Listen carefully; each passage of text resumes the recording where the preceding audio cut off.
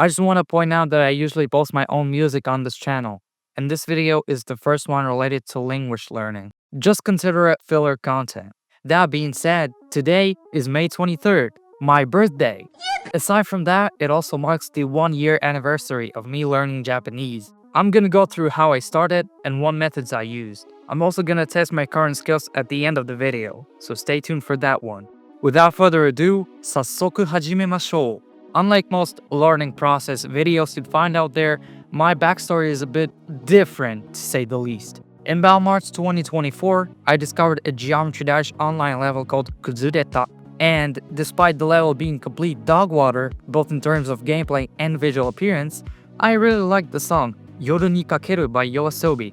I decided to take a listen and got really hooked up on their music. Sometime later, my friend suggested me to watch Oshinoko with him because it uses Aidoru by YOASOBI as the opening. I hadn't watched any anime series up until that point, so I agreed, and holy shit, this was genuinely amazing. So much that I decided to start learning Japanese.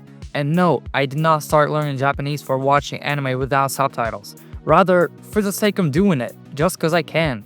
On May 23rd, 2024, I started my journey by learning hiragana and katakana.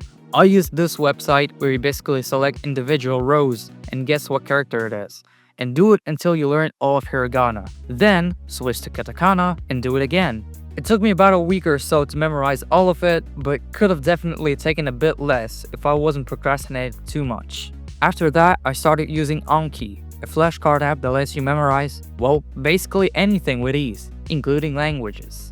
The deck I picked out was Core 2K 6K, which is quite popular among learners. I still use it to this day, and at the time of me writing the script, I've learned over 4,000 words. Quick note, this video is not a guide, so your learning speed or methods may not align with mine. That being said, I started off by doing 7 words a day, then cranked it up to 10, 13, and about 6 months ago I said f it and started doing 30 words daily. And I'm still doing this amount to this day. In late July, about 2 months into learning, I got enough knowledge and confidence to switch my phone to Japanese. And surprisingly, I did not feel much trouble. Sure, there were still words that I did not know, but I understood most of the language from context and muscle memory. And nothing really restricted me from just running the screenshot through Google Lens and looking up that word in a dictionary. And a few weeks later, I also switched my PC into Japanese. And so I kept going and going. And to mark the 6-month point, I decided to take JLPT N4. Not exactly the best results, but still rather good for my standards, which in turn motivated me to start doing immersion. Yeah, a bit too late, but it is what it is. And so far, I've tracked over 46 hours of raw immersion. And I also probably have about 10 untracked hours. Aside from just immersing, I also started doing what's called sentence mining.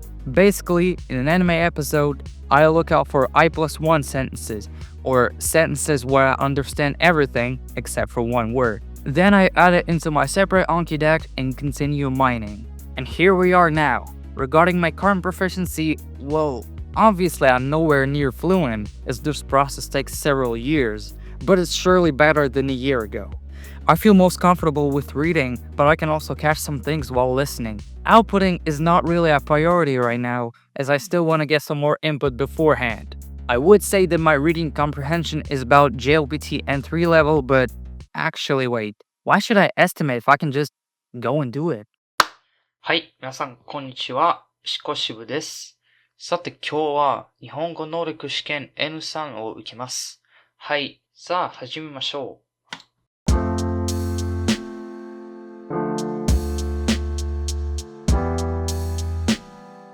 Well, I'm not entirely sure if I really passed the N3, but most of the text and the problems actually made quite a lot of sense. Regarding listening, well, in the 16th problem, I was actually thinking of the right answer for a bit, which was the second option. But I accidentally chose the first one. Still, my listening skills have gotten quite better since the time when I did the N4. That's pretty much it for this year. For the next year, I have 2 goals. The first one is finishing the Core 2K 6K deck, and the second one is being able to do JLPT N2, or at least get close to it. And that wraps up the video. If you enjoyed it, make sure to press the thumbs up button and subscribe to my channel. See you in the next one.